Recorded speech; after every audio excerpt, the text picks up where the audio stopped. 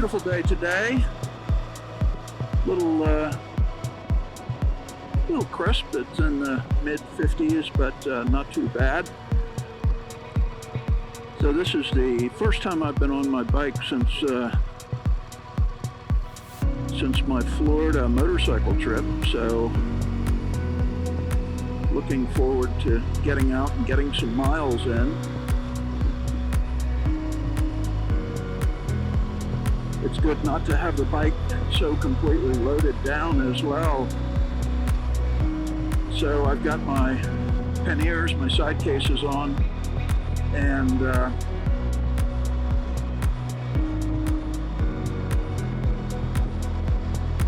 button that up a little bit. Got my side cases on, and basically left my top case at home. Really don't need that. And I've got my basic gear with me. I've got my rain gear, I've got my tools.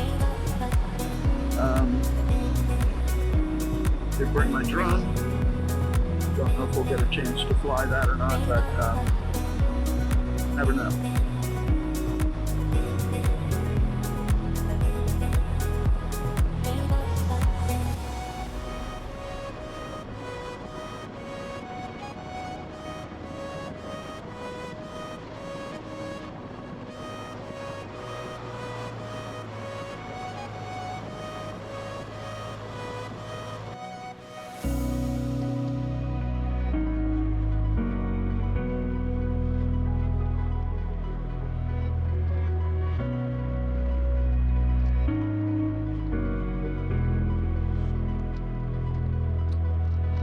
Also trying a little different audio setup for today. I've been, as I indicated in my last video, I've really been frustrated with the on-bike audio and trying to get a good clean recording.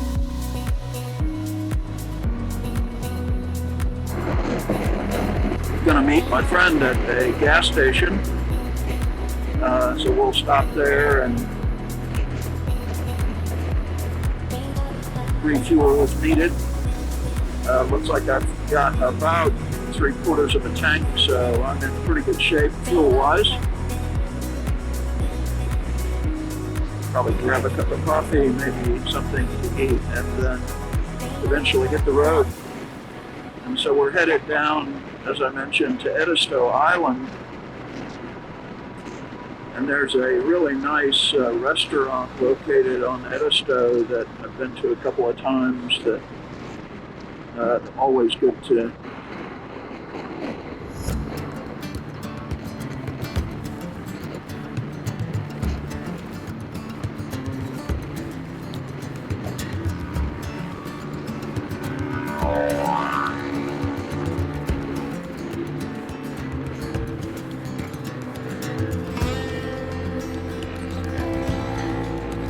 That, ladies and gentlemen, is lane splitting, and that is not legal in South Carolina, so I wish that gentleman luck.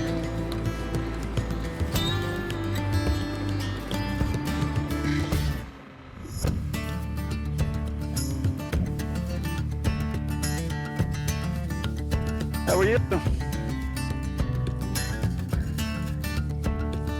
A little bit of gravel there.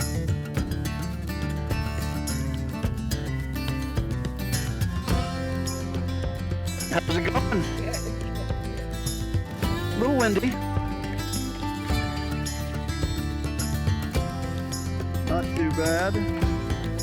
So my friend is a new rider and has recently completed the Motorcycle Safety Foundation basic course.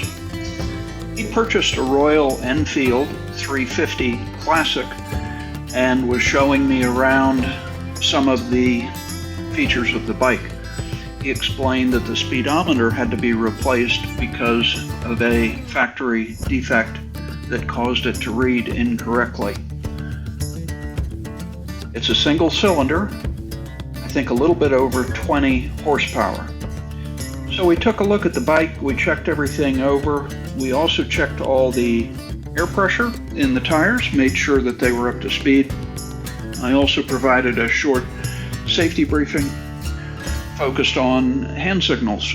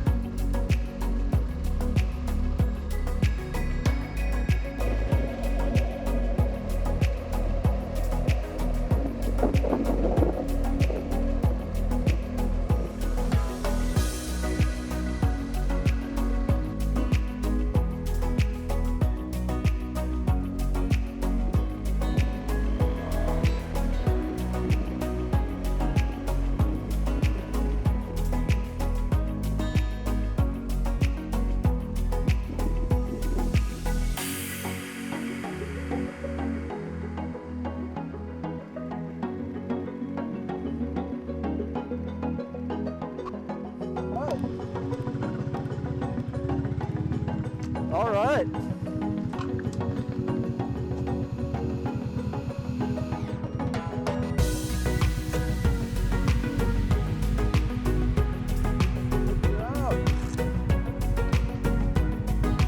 Good job.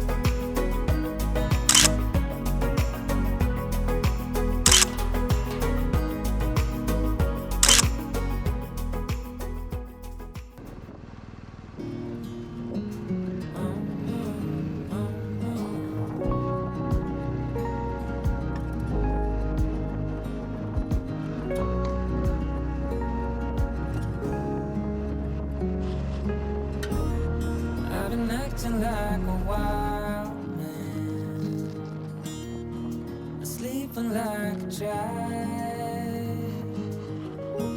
You're so luminous and vibrant. I'm always in bloom for you. Always in bloom. Always in bloom for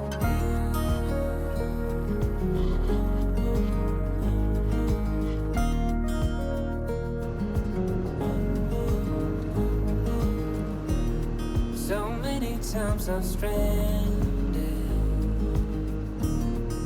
a castaway, and I'm not sure. Although a stranger in this continent, I'm always in bloom for you. Always in bloom, always in bloom for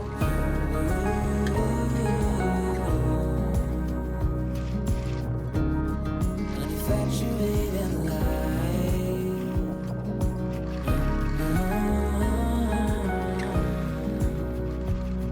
Although it hurts me to be with you, I'm always in bloom, always in bloom for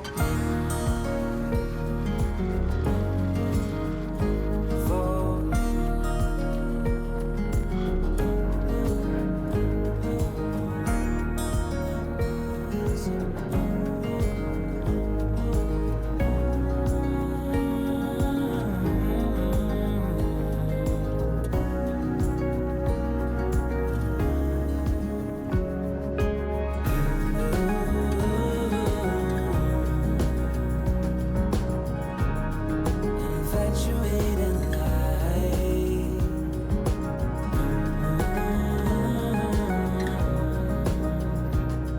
Although it hurts me to be with you, I'm always in bloom, always in bloom for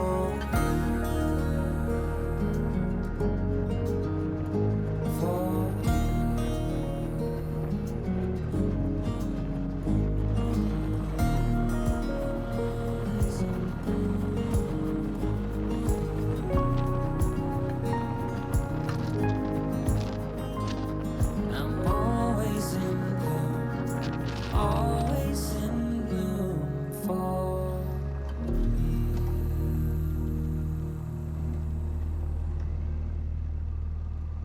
Yeah. I have these vents on my jacket. I'm gonna close the vents. Is this a little cool? Presbyterian Church on Edisto Island is one of the loveliest churches in South Carolina. The congregation is said to be among the oldest, dating to 1685. Though the church itself is built in 1831, people have been interred in the churchyard since 1797.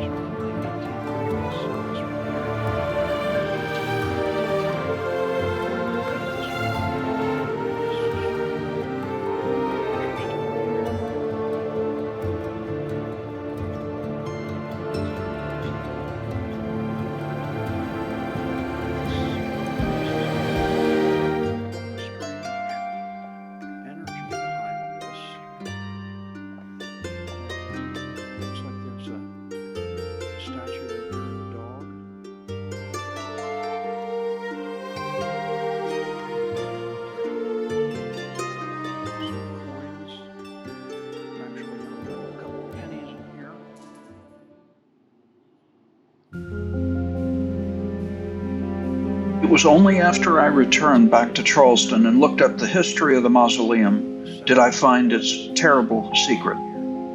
What I've been able to find out is that Julia Legare was visiting family on Edisto Island in 1852 when she came very ill and fell into a deep coma. Julia was pronounced dead and interred in the Legare family mausoleum at the Presbyterian Church. Embalming methods were non-existent during this time, so the deceased were buried rather quickly before they began to decompose. So Julia Legare was placed in the tomb the day she had been pronounced dead, and the mausoleum was sealed. Following the death of another family member 2 years later, the tomb was reopened for their interment, but behind the crypt door was a shocking discovery of the decayed remains of Julia Legare in her funeral clothes. It was apparent a terrible mistake was made. Julia had been buried alive and awoke from her coma to find herself trapped behind the mausoleum's heavy marble door. Julia's remains were placed back in the tomb, but again and again, family members and caretakers would find the doors to the crypt open. No matter how they tried to reinforce the door would not stay closed. Visit the tomb even now and you'll find an open door. Some believe the ghost of Julia Legare stands guard to make sure she is never trapped behind the doors that claimed her life so many years ago. So, at the end of the day, it was a beautiful ride and beautiful scenery. The bikes ran perfectly. But the story of the mausoleum of the young lady who's buried alive continues to haunt my imagination. Does that explain the strange energy I felt at that location? Maybe, or maybe not. Always trust your intuition.